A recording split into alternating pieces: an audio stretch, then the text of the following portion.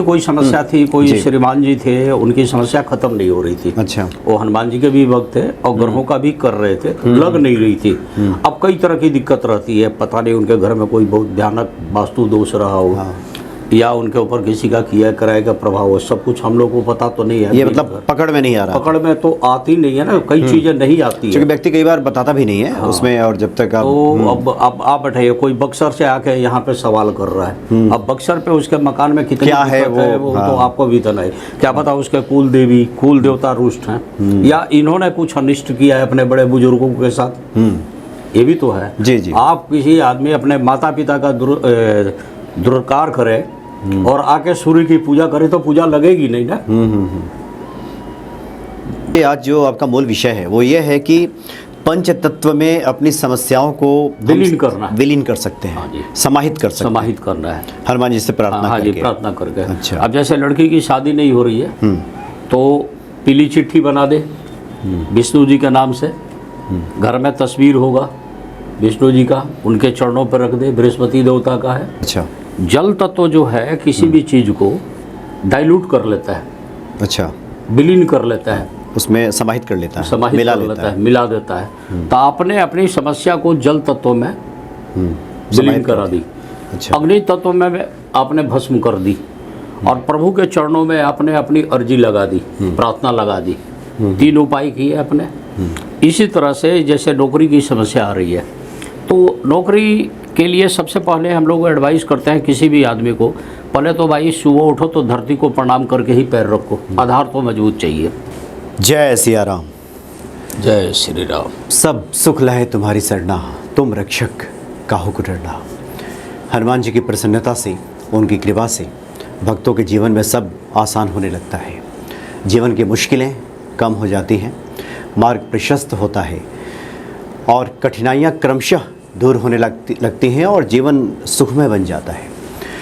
आज आपके सामने एक बार फिर से उपस्थित हैं ज्योतिषाचार्य डॉक्टर रजनीकांत श्रीवास्तव जी, जो कि वास्तु के भी जानकार हैं, ललाट विद्या के भी जानकार हैं, और हनुमान जी से संबंधित बहुत सारे उपायों को लेकर आपके सामने उपस्थित होते हैं। एक बार फिर से आपके सामने है, स्वागत है आपका।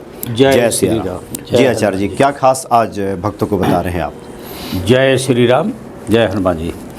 दोस्तों, हनुमान जी के भक्तों के लिए मैं कुछ आपको बताना चाहूँगा कि ज़िंदगी में 50 तरह की समस्याएं रहती है, हम लोग सफ़र तो करते ही है। जी हाँ, बिल्कुल, और संघर्ष का नाम ही ज़िंदगी है। इसी कड़ी में कुछ मैं नया प्रयोग, मान लीजिए ग्रहों से रिलेटेड क्या क्या करने से क्या लाभ मिलते हैं। जैसे किसी लड़की की शादी नहीं हो रही है तो बृहस्पतिवार को हनुमान जी के नाम से एक पीली चिट्ठी बना दे। अच्छा, मतलब एक उनको चिट्ठी लिख दे। अच्छा, कि आपकी कृपा की आवश्यकता है, माँ जानकी और प्रभु श्री राम के आशीर्वाद हमारे को चाहिए और आपकी कृपा चाहिए, और वो हनुमान जी के चरणों के नीचे रख दे अपने घर के मंदिर में। नॉर्मली हम एस्ट्रोलॉजर लोग सिखाते हैं कि बेटा तुम ना बृहस्पतिवार को हल्दी डाल के नहाया करो। कई ज्योतिषाचार्य पुखराज वगैरह पहना देते हैं, तकिया के नीचे पीले कपड़े में हल्दी बांध करके भी रख दी जाती है। बृहस्पति के अपने मंत्र हैं, ओम गुरुवे नमः का है, चाहे ओम ब्रिंग बृहस्पति नमः, चाहे ग्राम ग्रीम ग्रोम स गुरुवे नमः, इस तरह के कई मंत्र हैं, उसके भी जाप किए जाते हैं। अच्छा आचार्य जी, थोड़ा भक्तों को स्पष्ट कर दें, जो कि किसी प्रकार की कोई दुविधा ना हो, क्योंकि आमतौर पे जो नवग्रह शांति तो बहुत आवश्यक है। यहाँ पे कह रहे हैं कि नवग्रह की जब तक आप शांति नहीं होगी तब तक तो निराकरण नहीं होगा, और जो ग्रहों के जो प्रमुख हैं वो भगवान शिव हैं, वही हनुमान जी हैं। हाँ जी, वो प्रमुख तो वही है जो इन सभी ग्रहों को संचालित करते हैं, वो प्रमुख हैं। इसलिए गोस्वामी जी ने कहा है कि सुगम अनुग्रह तुम्हारे तेते। तो आप ये कह रहे हैं कि उन ग्रहों को नियंत्रित करके भी कार्य को सिद्ध किया जा सकता है। तो मैं वही बता रहा था कि हमारी बातें ये हो रही थी कि वो हनुमान जी के चरणों के नीचे दबा दें, हनुमान जी से विनती करें, और हनुमान जी आपने बता भी दिया कि शिव जी के अवतार हैं, वहाँ तक पहुँच गई आपकी बात है। विष्णु भगवान प्रभु श्री राम है, वहाँ तक। तो आप ये कह रहे हैं कि एक चिट्ठी लिख करके हनुमान जी से जो आपके भाव है। अच्छा। हाँ जी, हाँ जी। अब एक कागज पे लिखना है कि हमारी वैवाहिक बाधा या हमारी वैवाहिक समस्या, सिर्फ इतना वर्ड लिख के उसको आग से जला देनी है। एक दूसरे कागज़ पे? दूसरे कागज़ पर लिख के सिर्फ जला देना है। फिर एक और कागज़ पे लिख के उसको बहते पानी में डाल देना है, ताकि पंच तत्वों में वो सब चीज़ें विलीन हो जाए। अग्नि भी जला देती है, पानी भी विलीन कर देती है आपकी वो समस्या। लेकिन उसमें लिखते वक्त ये ध्यान रखना है कि मेरी वैवाहिक समस्या, अच्छा, पानी में डालने वाले में भी मैंने सफ़ेद कागज़ पे, सफ़ेद कागज़ पे लिख दें, किसी भी कलम से, किसी भी कलम से लिख दें। मैंने जनरली लोग लाल से लिखते हैं, अच्छा, क्योंकि हनुमान जी से पूछ के ही कर रहे हैं, हनुमान जी को स्मरण करके करते हैं। तो वैवाहिक समस्या, बस इतना ही तो लिखें। आपकी लिख के उस समस्या को आप जला दीजिए, यानी आपकी वैवाहिक समस्या जल गई। अच्छा, ये करने के बाद फिर हनुमान जी के सामने आप नतमस्तक होइए, प्रार्थना कीजिए कि मैंने ऐसे ऐसे किया है, अपनी कृपा बरसा दें। अच्छा, जल तत्व जो है किसी भी चीज़ को डाइल्यूट कर लेता है, अच्छा, विलीन कर लेता है, उसमें समाहित कर लेता है, समाहित मिला कर लेता लेता है, मिला देता है। तो आपने अपनी समस्या को जल तत्व में विलीन समाहित करा दी, अच्छा, अग्नि तत्व में आपने भस्म कर दी, और प्रभु के चरणों में आपने अपनी अर्जी लगा दी, प्रार्थना लगा दी। 3 उपाय किए आपने। इसी तरह से जैसे नौकरी की समस्या आ रही है, तो नौकरी के लिए सबसे पहले हम लोग एडवाइस करते हैं किसी भी आदमी को, पहले तो भाई सुबह उठो तो धरती को प्रणाम करके ही पैर रखो, आधार तो मजबूत चाहिए। उगते सूरज को प्रणाम जरूर किया करो, क्योंकि बिना सूर्य की सहायता के नौकरी नहीं प्राप्त होती है। और सूर्य भगवान भी आरोग्य के देवता हैं। अच्छा, अगर बीमारी की भी समस्या हो किसी तरह की, तो सूर्य सौरमंडल के राजा भी हैं, तो सूर्य भगवान से प्रार्थना किया जाए। फिर नौकरी की समस्या है, वो एक चिट्ठी लिखी आप संडे के दिन, और लिख के हनुमान जी के चरणों पे केसरिया स्याही से लिख दे तो ज़्यादा अच्छा। हनुमान जी के चरणों पे दबा दीजिए कि हे प्रभु, आप रोजी रोजगार का हमारी व्यवस्था कर दें, मेरे को नौकरी संबंधी दिक्कत है। उनका हो जाता है। और रामायण में एक प्रसंग आता है, विश्व भरण पोषण कर जोई, ता कर नाम भरत सोई। इस चीज़ का बार बार आप जाप करें तो क्या होगा कि रोजगार के अवसर मिलते हैं। और जिसका सूर्य ठीक होना शुरू हो जाता है उसको नौकरी की दिक्कत नहीं होती। और इसमें सबसे बड़ी बात क्या है कि सूर्य भगवान के लिए खुश करने के लिए केसर का टीका भी विष्णु जी को लगाया जाता है। थर्सडे को लगा दीजिए, ओम भास्कर, ओम दिनकर, हे दीनानाथ, कुछ भी बोलिए, विष्णु भगवान को लगाइए तो उनका भी नाम ले लीजिए। कई लोग ओम नमः भगवते वासुदेवाय नमः भी बोल देते हैं, इसमें भी कोई बुराई नहीं है। आप उस दिन कर दीजिए। गुड़ और गेहूं गाय को खिला देना चाहिए, अच्छा, संडे के दिन में। ये भी बहुत काम की चीज़ है रोजी रोजगार के लिए। अगर किसी की बीमारी नहीं छूट रही है तो आप जानते हैं ना कि आशुतोष जी से बड़ा कोई नहीं है। शिव जी का आशुतोष ही नाम है। आप जाइए वहाँ पे, सोमवार का दिन हो, थोड़ा सा दूध, गंगाजल ये सब डाल लीजिए जल में, शिव जी को ओम नमः शिवाय, ओम नमः शिवाय, ओम नमः शिवाय प्रयास कीजिए कि 108 लोटा जल चढ़ा दें। अगर नहीं हो रहा है किसी कारण से, 11 लोटियाँ तो चढ़ा ही सकते हैं। और उनसे प्रार्थना कीजिए, हे देवों के देव, हे महादेव, हे समस्त जगत के स्वामी, हमारे घर से बीमारी हट जाए। देखिए इसी का बड़ा रूप जो है रुद्राभिषेक होता है। उसमें दूध, दही, घी, शहद, बूरा ये सब चीज़ें मिलाई जाती है। अब छोटे रूप में कीजिए और आशुतोष जी से प्रार्थना कीजिए कि ये चीज़ें। अब सोमवार के दिन ही एक चिट्ठी लिख दीजिए, अच्छा, और शिव शंकर जी के तस्वीर होगी उनके नाम से घर के अंदर, क्योंकि मेन मंदिर में तो आप डाल नहीं सकते, क्योंकि वहाँ पे तो कितने लोग आते हैं जाते हैं, सुरक्षित नहीं रहेगी। कम से कम 24 आवर्स के लिए वहाँ लगा दीजिए। अच्छा, वहाँ पे अपनी प्रार्थना लगा दीजिए। और एक कागज़ पर आप फिर लिखिए अपनी समस्या कि मेरे घर से बीमारी, बस मेरे घर की बीमारी, उसको अग्नि में प्रवाहित कर जला दीजिए। अच्छा, और एक लिखिए मेरे घर से बीमारी या मेरे घर की बीमारी, उसको प्रवाहित कर दीजिए जल में। तो जल तत्व जो है वरुण, वो विलीन हो जाएगी समस्या। अग्नि तत्व उसको भस्म कर देगी। परमपिता परमेश्वर का आपको सानिध्य आशीर्वाद मिलेगा।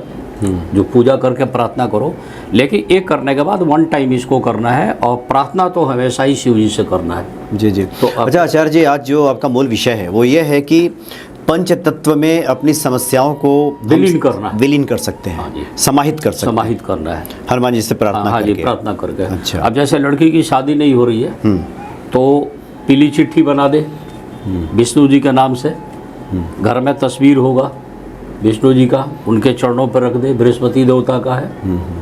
केले की जड़ में हल्दी डाले, जल चढ़ाए, ओम नमः भगवते वासुदेवाय नमः मंत्र का जाप करे, बृहस्पति, मतलब इस तरह की चीज़ें हैं। और वो सिर्फ मेरी वैवाहिक समस्या है, एक बार लिख के बहते पानी में डालने प्रवाहित कर दे, एक वैवाहिक समस्या लिख के अग्नि में प्रवाहित कर दे, तो क्या होगा कि आपकी समस्याएं कम होनी शुरू हो जाएगी, आपका पॉजिटिव रिजल्ट निकल जाएगा। इस तरह की आपकी कोई भी समस्या हो, आप उसको उसके ग्रहों के अनुरूप कर सकते हैं। इस विधि से आप इस विधि से कर सकते हैं। लेकिन ग्रहों को साथ में लेना है और ग्रहों के मेन देवता जो है उनको भी साथ में ले लीजिए। और हनुमान जी से हमेशा प्रार्थना कीजिए कि हे हनुमान जी, आपके लिए तो कोई काम कठिन तो है नहीं, आप बोले उन्हें कि मैं भगवान राम। अच्छा आचार्य जी, थोड़ा सा और स्पष्ट कर दें, जो लोग आपको सुन रहे हैं, क्योंकि आमतौर पे जितने उपाय भक्तों को सुनने को मिलता है, कुछ लोगों की जिज्ञासा हो जाती है, प्रश्न हो जाता है कि क्या ये शास्त्रों में वर्णित है क्या, लेकिन जानकारी भी है कुछ भक्तों को, कुछ लोगों को नहीं भी है। आमतौर पे तो ये होता है कि ज्योतिषीय दृष्टिकोण से देखें तो जो वस्तुएं जिस ग्रह का प्रतिनिधित्व करती हैं, जिसके कारक होती हैं, उस चीज़ों को हम चढ़ाते हैं, दान कराते हैं या फिर उसकी विधि उपाय कराते हैं तो उससे फलाफल मिल जाता है। तो उसी अनुसार आप ये बता रहे हैं कि इस विधि से आप करेंगे थोड़ा तो, सा हाँ, अलग से एक नया प्रयोग ये है। अच्छा। ये कई आदमी पर प्रयोग किया गया है, उसका लाभ भी मिले है, बाकी ग्रहों के ऊपर ही आधारित है। तो ये आपके मन में ये कैसे ये विचार आया कि इस तरह की ऐसा था कि कोई समस्या थी, कोई श्रीमान जी थे, उनकी समस्या खत्म नहीं हो रही थी। अच्छा। वो हनुमान जी के भी भक्त थे और ग्रहों का भी कर रहे थे, लग नहीं रही थी। अब कई तरह की दिक्कत रहती है, पता नहीं उनके घर में कोई बहुत भयानक वास्तु दोष रहा हो या उनके ऊपर किसी का किया कराए का प्रभाव हो, सब कुछ हम लोग को पता तो नहीं है। ये मतलब पकड़ में नहीं आ रहा, पकड़ में तो आती नहीं है ना, कई चीजें नहीं आती है, क्योंकि व्यक्ति कई बार बताता भी नहीं है उसमें, और जब तक आप तो अब आप बैठे, कोई बक्सर से आके यहाँ पे सवाल कर रहा है, अब बक्सर पे उसके मकान में कितनी क्या है वो तो आपको भी तो नहीं, क्या पता उसके कुल देवी कुल देवता रुष्ट हैं या इन्होंने कुछ अनिष्ट किया है अपने बड़े बुजुर्गों के साथ, ये भी तो है। जी जी। आप किसी आदमी अपने माता पिता का दुरुपकार करे और आके सूर्य की पूजा करे तो पूजा लगेगी नहीं ना। दादा और बड़े बुजुर्ग संत महापुरुषों का अनादर कर दे या लागे बृहस्पति की पूजा करने, वो लगेगा क्या? बिल्कुल नहीं लगना है।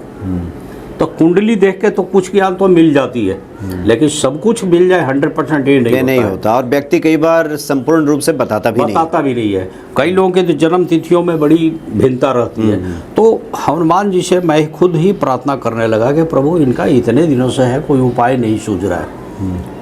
खैर अनुरोध तो मैंने कई बार प्रार्थना की, लेकिन एक दिन जैसे ही प्रार्थना करके उठा, अचानक मेरे मन में ये एक्सपेरिमेंट आ गया। अच्छा। ना तो मेरे को किसी संत महात्मा ने बताया, ना ही मैंने किसी पुस्तक में पढ़ा, ना मेरे गुरु ने बताया, मैंने ये उनके ऊपर किया, उनको लाभ मिला। तो आपको ध्यान आया कि मंगलवार के दिन लाल कलम वो कर्ज का मामला था, शुरुआत जो हुई थी ना वो कर्ज से हुई थी। उस आदमी का कर्ज समाप्त होने का नाम नहीं लेता था।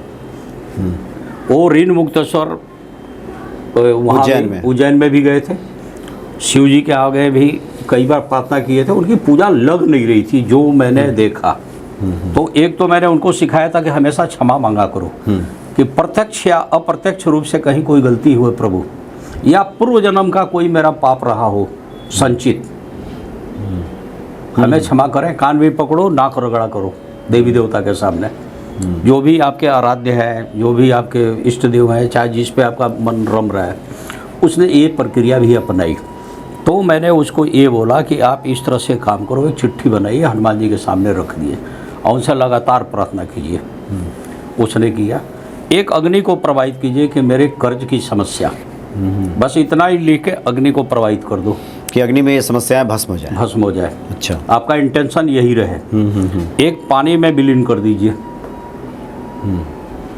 इतना शब्द लिख के। तो उस आदमी को एक शब्द होती है आशातीत लाभ मिलना, उनको लाभ मिला। उनका महाजन उनके घर आ गया, जिससे कर्जदार थे, जिससे डर के छुपते रहते थे। अच्छा।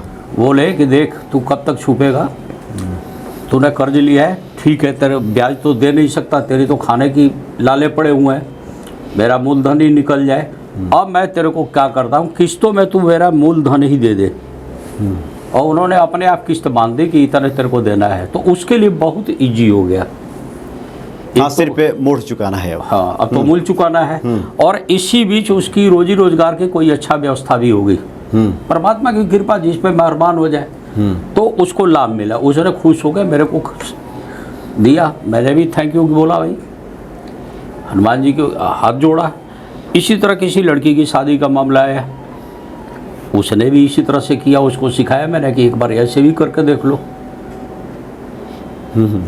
इसी तरह से किसी नौकरी वाले का किया, तो इस तरह से 30-35 आदमी पे मैंने ये प्रयोग किए, तो मेरे को लाभ दिखा। तो मेरे मन में आया कि इसको मंच पर भी जी, इसमें चैनल पर भी बताई जाए। तो मैं अपने जितने भी हनुमान भक्त हैं उनको भी बताया, लेकिन ग्रहों को नहीं छोड़ सकते, मेन देवता को आप छोड़ नहीं सकते। शास्त्र की जो विधि है वो आप छोड़ नहीं सकते। आप चाहे कि खाली एक चिट्ठी लिख के पानी में डाल दें या अग्नि में भस्म कर दें, ऐसा कुछ नहीं होता। तो आपके भाव और उसमें भाव भी आना चाहिए कि आपकी समस्या भस्म हो रही है। भाव भी उत्पन्न होना चाहिए, और उसके जो बोलते हैं ना कि ये कंसर्न देवता, उनका भी स्मरण करना पड़ेगा। तो आप ये कीजिए, इससे आपको लाभ मिलेगा। बीमारी के मामले में बहुत कारगर है। मैंने बीमारी पे भी देखा, बहुत कारगर हुआ। इस तरह से मैं खुद ही जब इसको जांच लिया, पड़ताल लिया, शास्त्रों के हिसाब से भी देख लिया, ज्योतिष के हिसाब से भी देख लिया, मुझे पसंद आई बातें, तो आप तक मैं लेके आया। यानी पंच तत्व से जो हमारा शरीर बना है, ये पूरी सृष्टि जो बनी है, सृष्टि ही आपने कहा कि उसी को अगर समर्पित कर दिया जाए तो ये समस्याएं विलीन, चूँकि ईश्वर तो कण कण में है ही, और पंच तत्व से, हाँ, ये शरीर ही है। जब साथ छोड़ देता है तो हम लोग पंच तत्व में ही विलीन करते हैं, अग्नि को समर्पित करते हैं, कई लोग पानी में डाल देते हैं, कई लोग जमीन में दबा देते हैं। ऐसे लोग, कई लोगों का मैंने देखा कि अब उस दिन के बाद वो इस तरह की अपना ये लिख के कि हमारी ये समस्या, बस ये इतना ही लिखेंगे, और लिख को जमीन में भी दबा दिए, वो मिट्टी में चली गई। उन्होंने पानी में भी बहा दिया, उन्होंने अग्नि में भी प्रवाहित की। आप जो चिट्ठी बनाई वो हनुमान जी के चरणों पर रख दी। इसके अलावा वो अपने इष्ट देवता को, जिसके ऊपर जैसे काली जी हैं, दुर्गा जी हैं, शंकर जी हैं, वहाँ पे भी प्रार्थना की। और सबसे पहले नाक रगड़ के क्षमा कीजिए कि प्रत्यक्ष या अप्रत्यक्ष से कोई गलती हुई है, कोई पाप हुई है, तो कृपया मुझे दंडित न किया जाए, हमें क्षमा किया जाए, और हमारी ये समस्या प्रभु सुने और स्वीकार करके मेरी समस्या का हल दे। तो प्रार्थना कीजिएगा। और हनुमान जी के विषय में तो एक बार नहीं, 50 बार और भी एस्ट्रोलॉजर लोग यहाँ बोलते हैं कि कौन से काज कठिन जग माही, जो नहीं हुई तात तुम पाई। बार बार उनसे प्रार्थना की जाए। और हनुमान जी पवन के गति से आपकी समस्या सुनने वाले देवता हैं। और बैठे बैठे खाली मन से जय श्री राम, जय श्री राम, जय श्री राम, हनुमान जी के कान खड़े हो जाते हैं। जी हाँ, जी हाँ, बिल्कुल। नहीं, आज तो आपने जो बातें बताई हैं, एक तरह से इसको देखा जाए तो पूरे तर्क संगत भी है, क्योंकि यूनिवर्स को, इस पूरे ब्रह्मांड को जो हम संदेशा भेजते हैं वो पूरी तरह से फलित होना शुरू हो जाता है। तो अच्छा, दूसरा आपसे बातों क्रम में मेरा ध्यान जा रहा था कि कई बार होता है कि हम ईश्वर के सामने जब मांग रखते हैं तो हमारी मांग भी एक नहीं रह पाती। हाँ। सुबह कुछ, दोपहर कुछ, शाम को कुछ, या लिख दिया तो कम से कम स्पष्ट हो गया कि एक मांग हमारी, एक मांग है। देखिए, तो खेल तो नहीं बनाना चाहिए प्रकृति से। जी, एक मेन जहाँ पे आप थक रहे हैं, हार रहे हैं, अब चाहे कि बैठे बैठे हम सब कुछ करते रहें, काम कुछ करे नहीं, मेहनत कुछ करे नहीं, ऐसा नहीं होता है। यानी अति विकट स्थिति हो, तो ये जो प्रयोग आपने बताया है, ऐसे ही आप करके देखिए, निश्चित तौर पे इससे लाभ मिलेगा, लाभ मिलेगा। और आपसे जब बातें आपकी मैं सुन रहा था तो मुझे भी काफ़ी ये लग रहा था कि जब आप हनुमान जी के चरणों के नीचे दबाते हैं, उसको पृथ्वी तत्व मान सकते हैं। जब अपनी बातें वो कहते हैं और हवा में आपकी बातें जा रही है, वायु तत्व है, आपने अग्नि तत्व की बात की ही, जल तत्व आ ही गया जी, और एक आकाश तत्व जो है, जब पूरी बातें हम इस ब्रह्मांड को मैसेज भेजेंगे तो आकाश तत्व भी समाहित हो गया। और हनुमान जी तो सबके अधिष्ठाता तो है ही, वो निश्चित तौर पे कल्याण करेंगे। तो इससे आपका ये निज अनुभव है कि लोगों को फ़ायदा मिला है? हाँ, मिला है। और जो लोग भी करते हैं उसको फ़ायदा मिलता है? उसको मिला है। अच्छा, तो अपनी समस्याएं इस तरह से आप हनुमान जी के चरणों में रखिए, निश्चित तौर पे पवन पुत्र हनुमान जी कृपा करेंगे। बहुत बहुत धन्यवाद आपका। जय श्री जय सिया राम। जय सिया राम। जय हनुमान जी।